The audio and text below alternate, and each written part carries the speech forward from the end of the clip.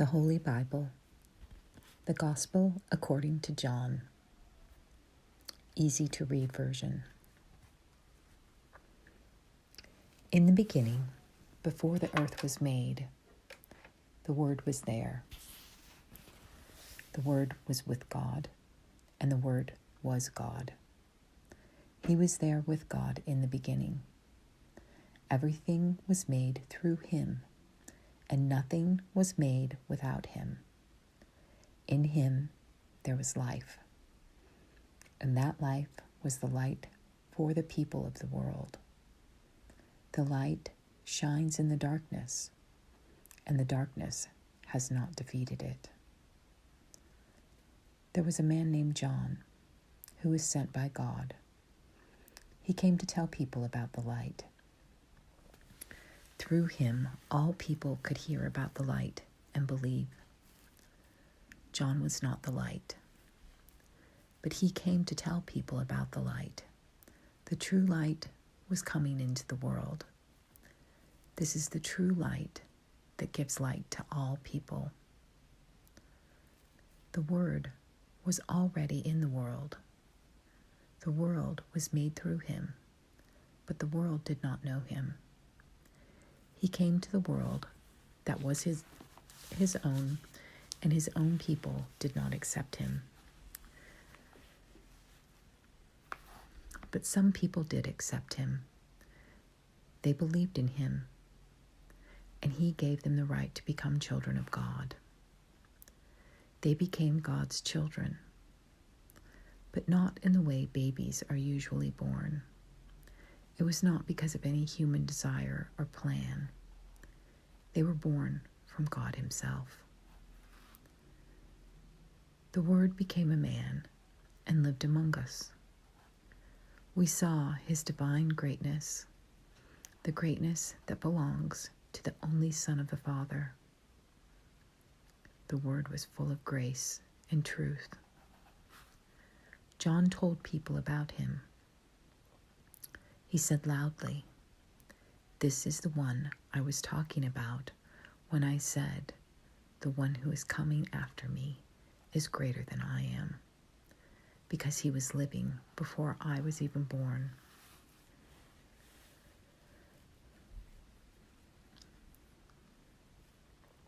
Yes, the Word was full of grace and truth, and from him we all received one blessing after another. That is, the law was given to us through Moses, but grace and truth came through Jesus Christ. No one has ever seen God. The only Son is the one who has shown us what God is like. He is himself God and is very close to the Father. The Jewish leaders in Jerusalem sent some priests and Levites to John to ask him, "Who are you?" He told them the truth. Without any hesitation, he said, openly and plainly, "I am not the Messiah." They asked him, "Then who are you? Are you Elijah?" He answered, "No, I am not Elijah." They asked, "Are you the prophet?" He answered, "No, I am not the prophet." Then they said, "Who are you? Tell us about yourself. Give us an answer to tell the people who sent us. What do you say about yourself?" John told them the words of the prophet Isaiah. "I am the voice of someone shouting in the desert, 'Make straight the road ready for the Lord.'"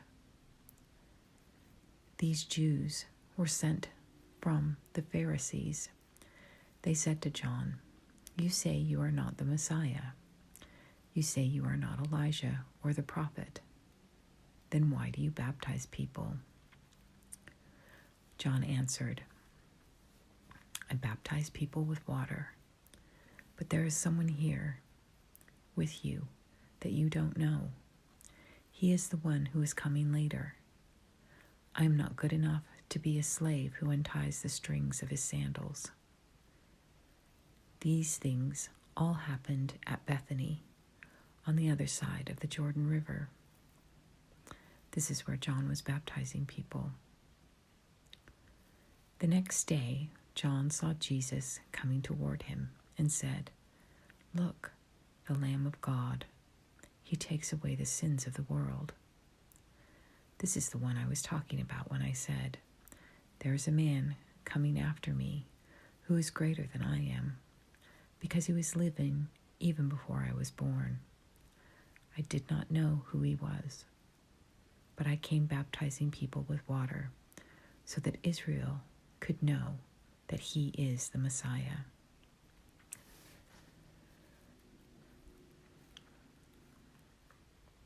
Then John said this for everyone to hear. "I also did not know who the Messiah was, but the one who sent me to baptize with water told me, 'You will see the Spirit come down and rest on a man. He is the one who will baptize with the Holy Spirit.' I have seen this happen. I saw the Spirit come down from heaven like a dove and rest on this man. So this is what I tell people. He is the Son of God." The next day, John was there again, and he had 2 of his followers with him. He saw Jesus walking by and said, "Look, the Lamb of God." The 2 followers heard him say this, so they followed Jesus. Jesus turned and saw the 2 men following him. He asked, "What do you want?" They said, "Rabbi." "Where are you staying?" Rabbi means teacher. He answered, "Come with me and you will see." So the 2 men went with him. They saw the place where he was staying, and they stayed there with him that day. It was about 4:00. These men followed Jesus after they had heard about him from John. One of them was Andrew, the brother of Simon Peter. The first thing Andrew did was to go and find his brother Simon. Andrew said to him, "We have found the Messiah." Messiah means Christ. Then Andrew brought Simon to Jesus. Jesus looked at him and said, "You are Simon, the son of John. You will be called Cephas." Cephas means Peter. The next day, Jesus decided to go to Galilee. He met Philip and said to him, "Follow me."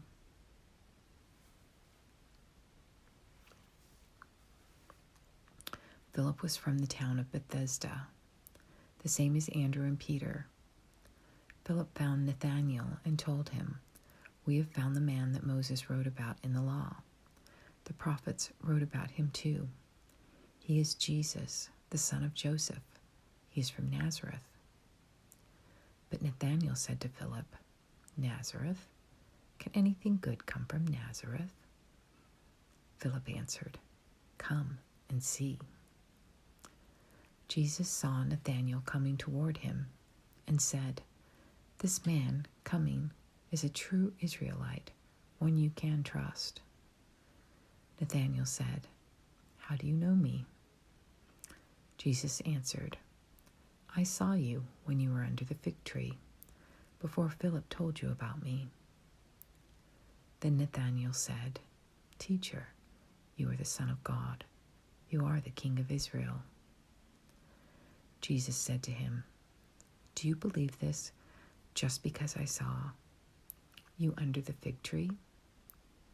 You will see much greater things than that." Then he said, "Believe me when I say that you will all see heaven open. You will see the angels of God going up and coming down upon the Son of Man." 2 days later, there was a wedding in the town of Cana in Galilee, and and Jesus' mother was there. Jesus and his followers were also invited. At the wedding, there was not enough wine. So Jesus' mother said to him, "They have no more wine." Jesus answered, "Dear woman, why are you telling me this? It is not yet time for me to begin my work." His mother said to the servants, "Do what he tells you." There were 6 large stone water pots there that were used by the Jews in their washing ceremonies. Each one held about 20 or 30 gallons. Jesus said to the servants, "Fill the water pots with water." So they filled them to the top.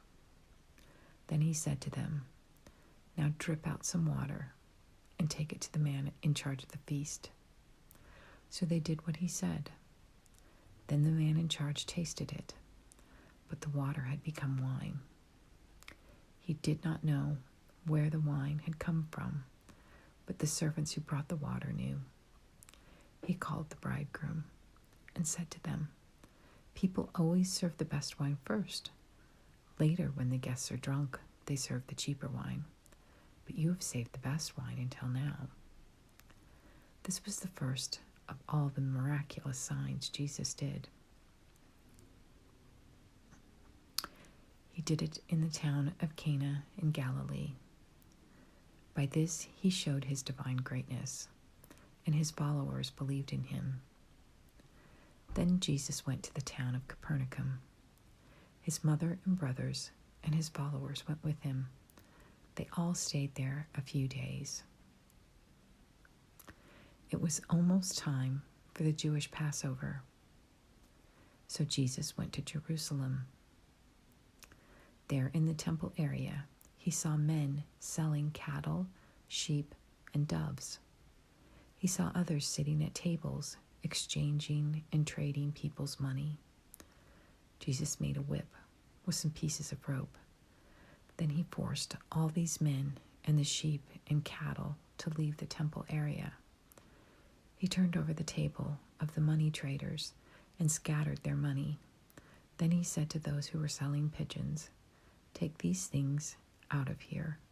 Don't make my Father's house a place for buying and selling." When this happened, his followers remembered what was written in the scriptures. "My strong devotion to your temple will destroy me." Some Jews said to Jesus, "Show us a miracle as a sign from God. Prove that you have the right to do these things." Jesus answered, "Destroy this temple, and I will build it again in 3 days." They answered, "People worked 46 years to build this temple. Do you really believe you can build it again in 3 days?" But the temple Jesus meant was his own body. After he was raised from death, his followers remembered that he had said this, so they believed the scriptures and they believed the words Jesus said. Jesus was in Jerusalem for the Passover festival. Many people believed in him because they saw the miraculous signs he did. But Jesus did not trust them because he knew how all people think. He did not need anyone to tell him what a person was like. He already knew. There was a man named Nicodemus, one of the Pharisees. He was an important Jewish leader. One night he came to Jesus and said, "Teacher, we know that you are a teacher sent from God. No one can do these miraculous signs that you do unless they have God's help." Jesus answered, "I assure you, everyone must be born again. Anyone who is not born again cannot be in God's kingdom." Nicodemus said, "How can a man who is already old be born again? Can he go back into his mother's womb and be born a second time?"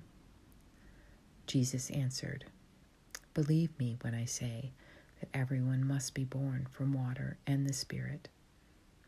Anyone who is not born from water and the Spirit cannot enter God's kingdom. The only life people get from their human parents is physical, but the new life that the Spirit gives a person is spiritual. Don't be surprised that I told you you must be born again. The wind blows wherever it wants to. You hear it, but you don't know where it's coming from or where it is going. It is the same with everyone who is born from the Spirit. Nicodemus asked, "How is all this possible?" Jesus said, "You are an important teacher in Israel, and you still don't understand these things? The truth is, we talk about what we know. We tell about what we have seen, but you people don't accept what we tell you. I have told you about things here on earth, but you do not believe me. So I am sure you will not believe me if I tell you about heavenly things. The only one who has ever gone up to heaven is the one who came down from heaven, the Son of Man. Moses lifted up the snake in the desert. It is the same with the Son of Man. He must be lifted up too. Then everyone who believes in him can have eternal life. Yes, God loved the world so much that he gave his only Son, so that everyone who believes in him would not be lost, but have eternal life. God sent his Son into the world. He did not send him to judge the world guilty, but to save the world through him. People who believe in God's Son are not judged guilty, but people who do not believe are already judged, because they have not believed in God's only Son. They are judged by this fact. The light has come into the world, but they did not want the light. They wanted darkness, because they were doing evil things. Everyone who does evil hates the light. They will not come to the light, because the light will show all the bad things that they have done. But anyone who follows the true way comes to the light. Then the light will show whatever they have done was done through God. After this, Jesus and his followers went into the area of Judea, where he stayed with his followers and baptized people. John was also baptizing people in Aenon, a place near Salem with plenty of water. People were going there to be baptized. This was before John was put in prison.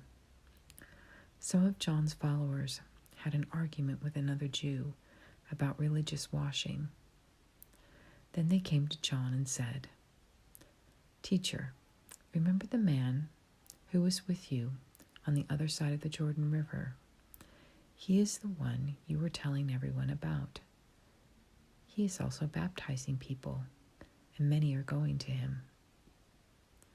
John answered, "A person can receive only what God gives. You yourselves heard me say, I am not the Messiah. I am only the one God sent to prepare the way for him. The bride always belongs to the bridegroom.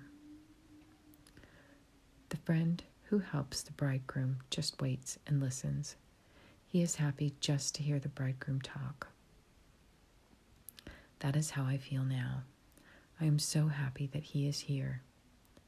He must become more and more important, and I must become less important."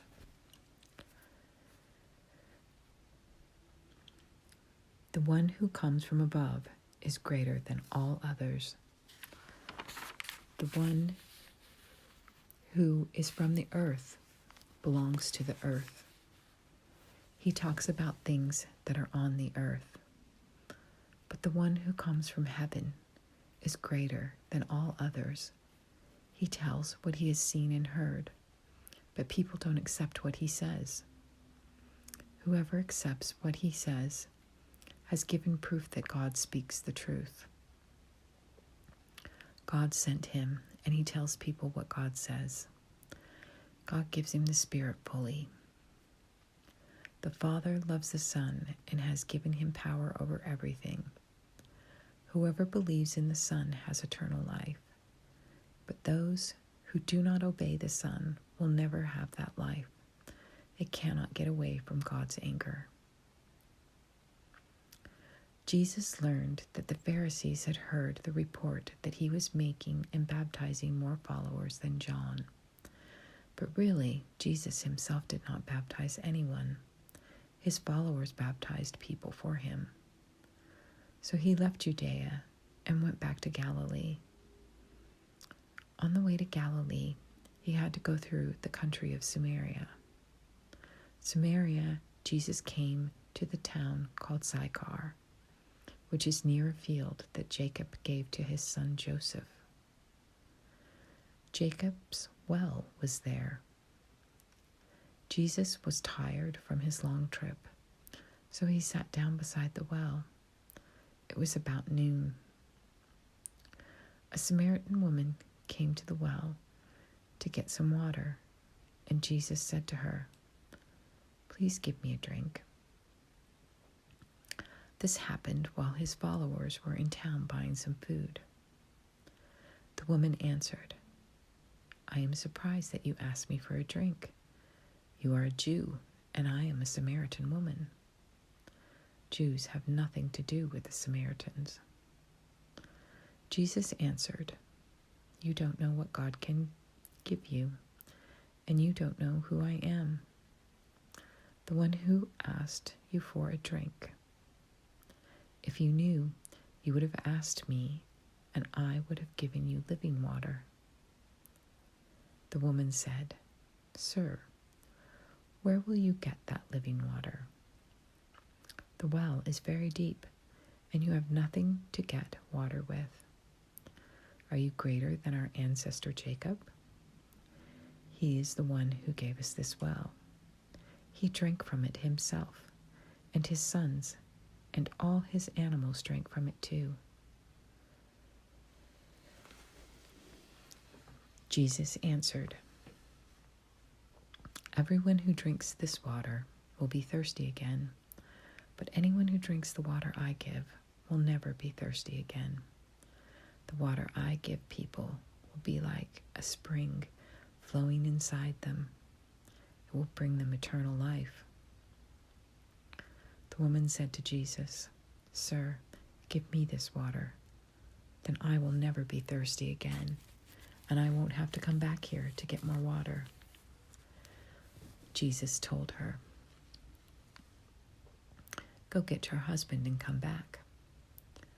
The woman answered, "But I have no husband." Jesus said to her, "You are right to say you have no husband. That's because although you have had 5 husbands, the man you live with now is not your husband." That much was the truth. The woman said, "Sir, I can see that you are a prophet. Our fathers worshipped on this mountain, but you Jews say that Jerusalem is the place where people must worship." Jesus said, "Believe me, woman, the time is coming when you will not have to be in Jerusalem or on this mountain to worship the Father. You Samaritans worship something you don't understand. We Jews understand what we worship, since salvation comes from the Jews. But the time is coming when the true worshipers will worship the Father in spirit and truth. In fact, that time is now here. And these are the kind of people the Father wants to be his worshipers. God is spirit, so the people who worship him must worship in spirit and truth." The woman said, "I know that the Messiah is coming. He is the one called Christ. When he comes, he will explain everything to us." Then Jesus said, "He is talking to you now. I am the Messiah." Just then, Jesus' followers came back from town. They were surprised because they saw Jesus talking with a woman, but none of them asked, "What do you want?" or "Why are you talking with her?" Then the woman left her water jar and went back to town. She told the people there, "A man told me everything I've ever done. Come see him. Maybe he is the Messiah." So the people left the town and went to see Jesus. While the woman was in town, Jesus' followers were begging him, "Teacher, eat something." But Jesus answered, "I have food to eat that you know nothing about." So the followers asked themselves, "Did someone already bring him some food?" Jesus said, "My food is to do what the one who sent me wants me to do. My food is to finish the work that he gave me to do. When you plant, you always say, 4 more months to wait before we gather the grain. But I tell you, open your eyes and look at the fields. They are ready for harvesting now. Even now, the people who harvest the crop are being paid. They are gathering crops for eternal life. So now the people who plant can be happy together with those who harvest. Is it true when we say one person plants, but another person harvests the crop? I sent you to harvest a crop that you did not work for. Others did the work, and you get the profit from their work." Many of the Samaritan people in the town believed in Jesus.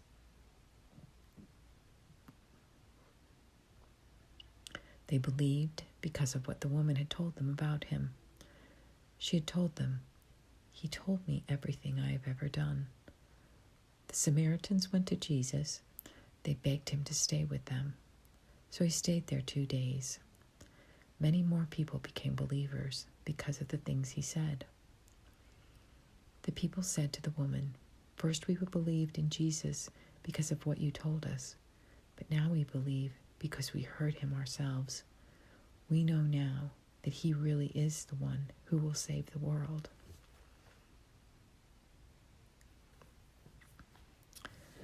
Two days later, Jesus left and went to Galilee. Jesus had said before that a prophet is not respected in his own country. When he arrived in Galilee, the people there welcomed him.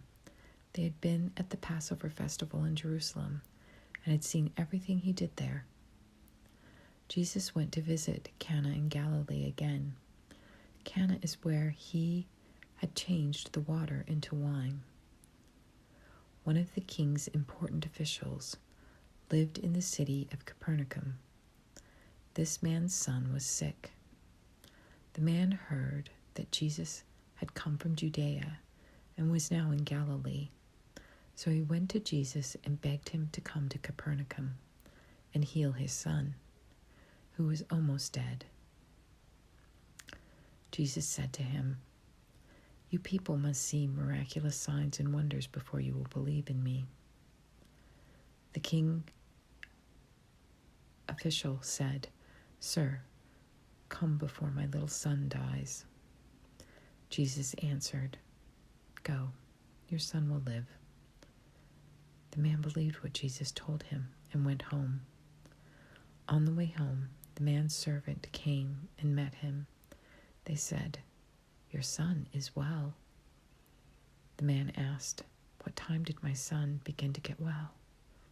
They answered, "It was about 1 o'clock yesterday when the fever left him."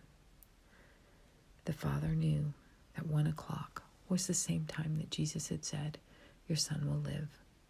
So the man and everyone in his house believed in Jesus. That was the second miraculous sign that Jesus did after coming from Judea to Galilee.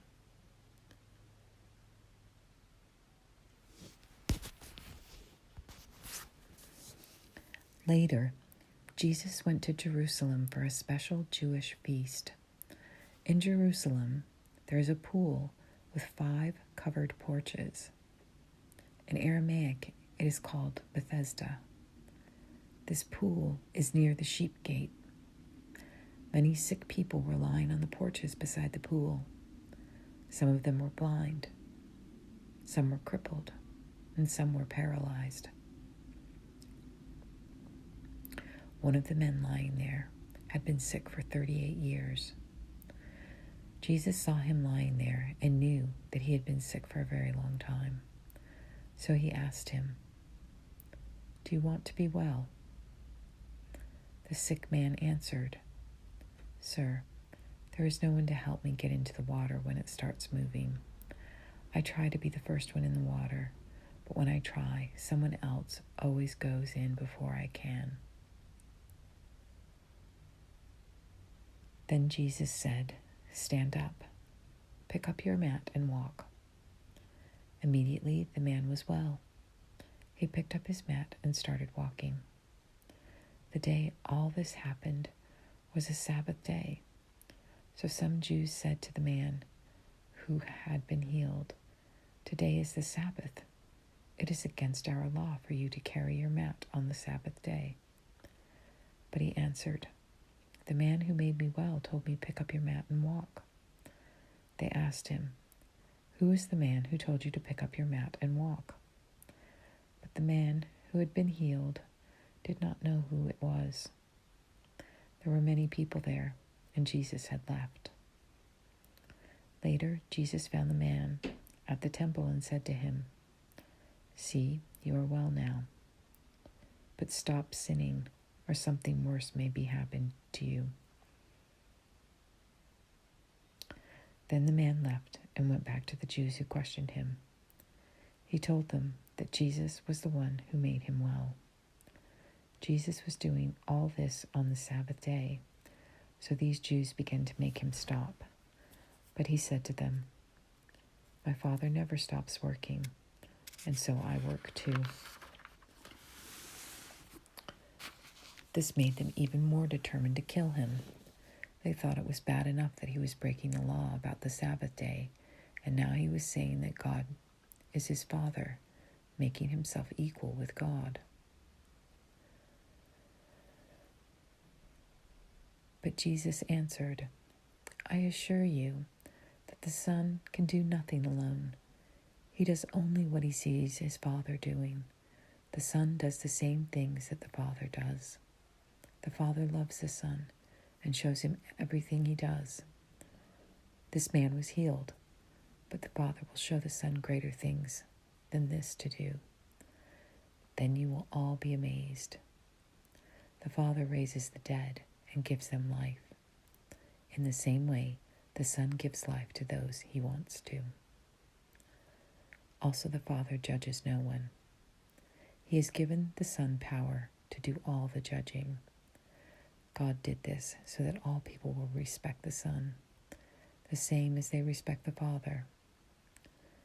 Anyone who does not respect the Son does not respect the Father. He is the one who sent the Son. I assure you, anyone who hears what I say and believes in the one who sent me has eternal life.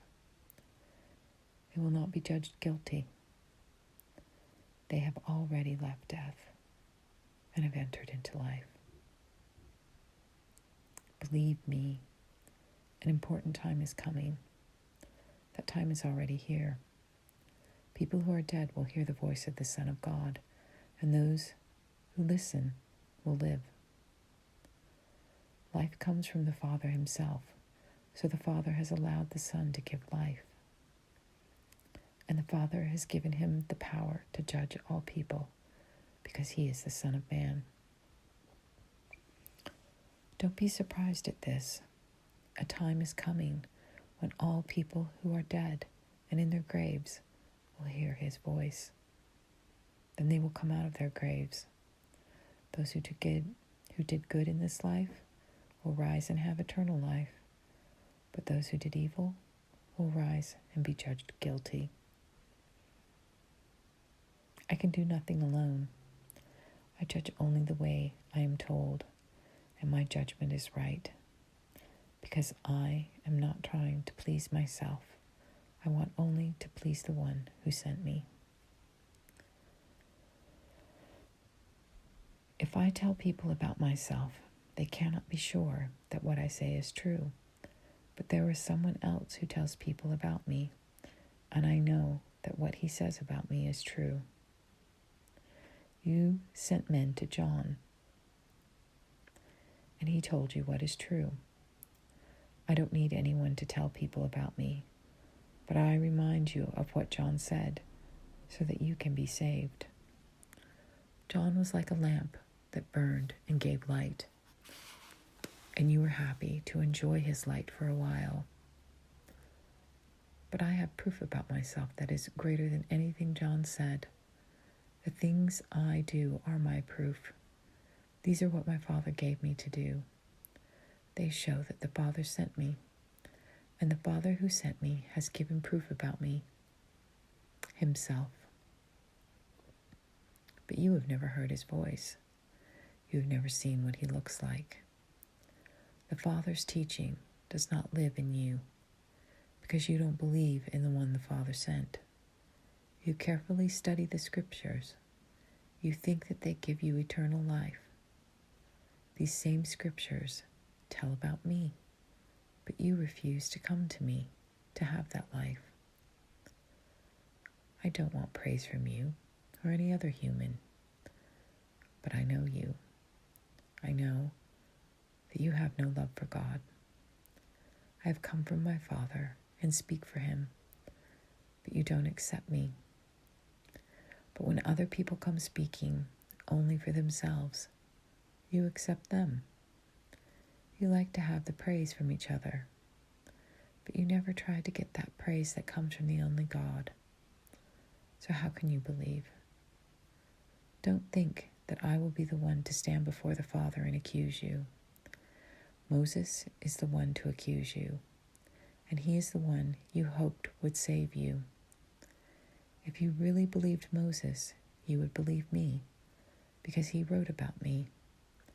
But you don't believe what he wrote, so you don't believe what I say.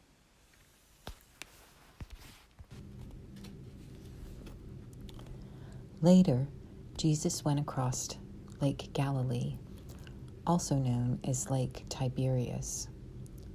A great crowd of people followed him because they saw the miraculous signs he did in healing the sick. Jesus went up on the side of the hill and sat there with his followers. It was almost the time for the Jewish Passover festival. Jesus looked up and saw a crowd of people coming toward him.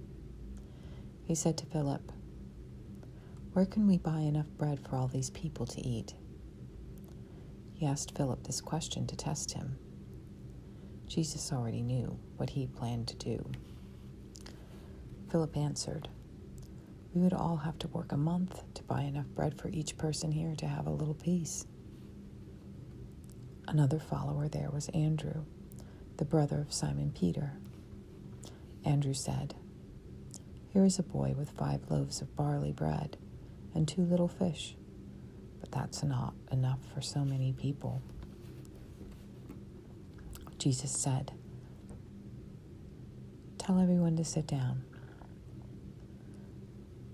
This was a place with a lot of grass, and about 5,000 men sat down there.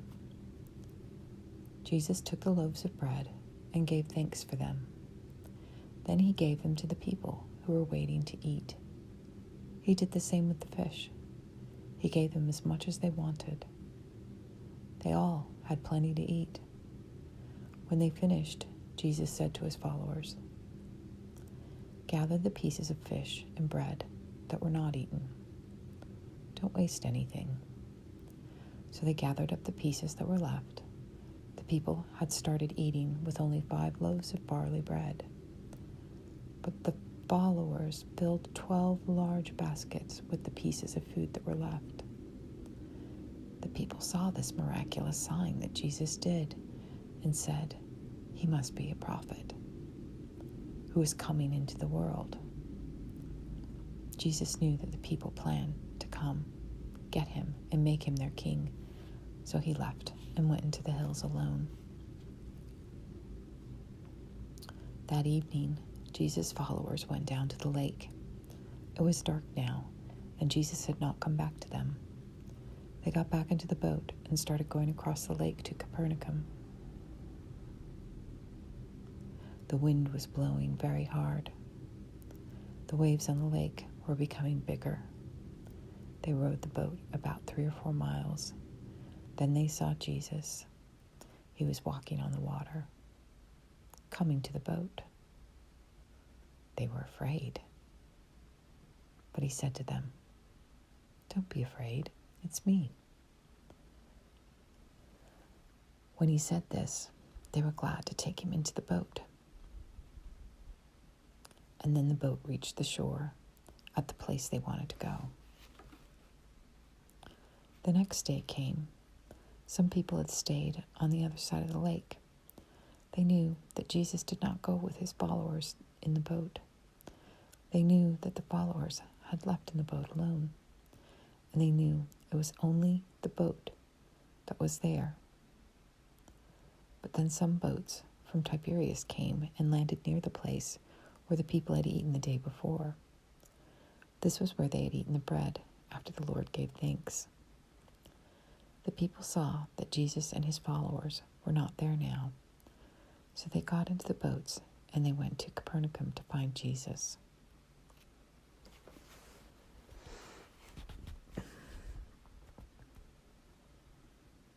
The people found Jesus on the other side of the lake.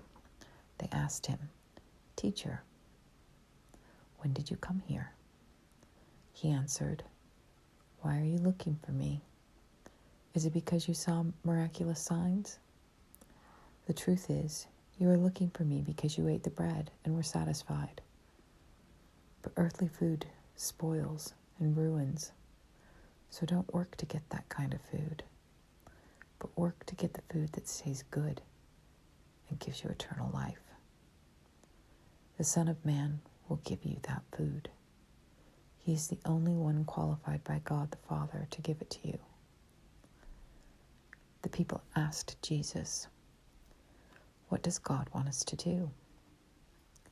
Jesus answered, "The work God wants you to do is this, to believe in the one he sent."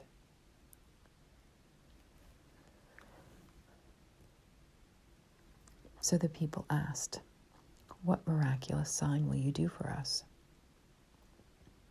If we can see you do a miracle, then we will believe you." "What will you do?" "Our ancestors were given manna to eat in the desert.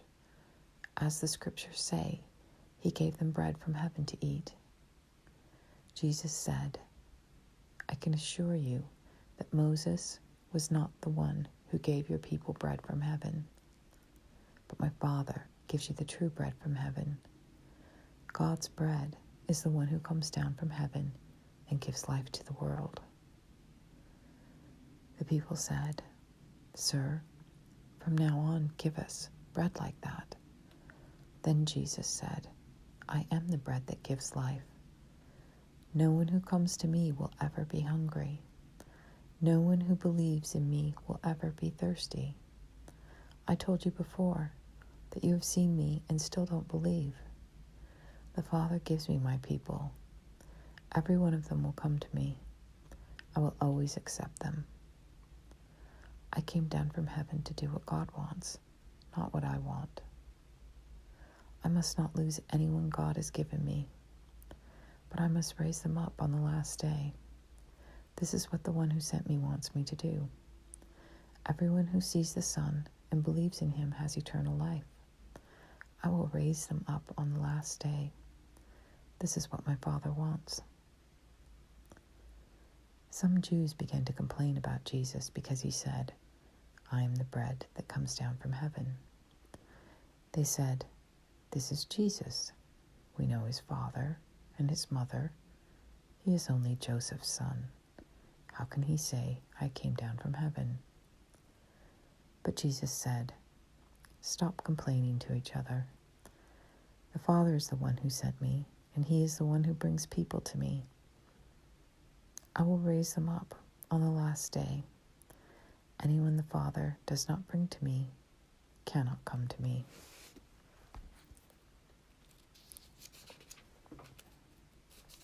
It is written in the prophets, God will teach them all. People listen to the Father and learn from him. They're the ones who come to me. I don't mean that there is anyone who has seen the Father. The only one who has ever seen the Father is the one who came from God. He has seen the Father. I assure you that anyone who believes has eternal life. I am the bread that gives life. Your ancestors ate manna God gave them in the desert, but it didn't keep them from dying. Here is the bread that comes down from heaven. Whoever eats this bread will never die. I am the living bread that came down from heaven. Whoever eats this bread will live forever. This bread is my body. I will give my body so that people in the world can have life. Then the Jews began to argue amongst themselves. They said, "How can this man give us his body to eat?" Jesus said, "Believe me when I say that you must eat the body of the Son of Man, and you must drink his blood. If you don't do this, you have no real life. Those who eat my body and drink my blood have eternal life. I will raise them up on the last day. My body is true food, and my blood is true drink. Those who eat my body and drink my blood live in me, and I live in them. The Father sent me. He lives, and I live because of him. So everyone who eats me will live because of me. I'm not like the bread that your ancestors ate. They ate that bread, but they still died. I am the bread that came down from heaven. Whoever eats this bread will live forever." Jesus said all this while he was teaching in the synagogue in the city of Capernaum. When Jesus' followers heard this, many of them said, "This teaching is hard. Who can accept it?" Jesus already knew his followers were complaining about this. So he said, "Is this teaching a problem for you?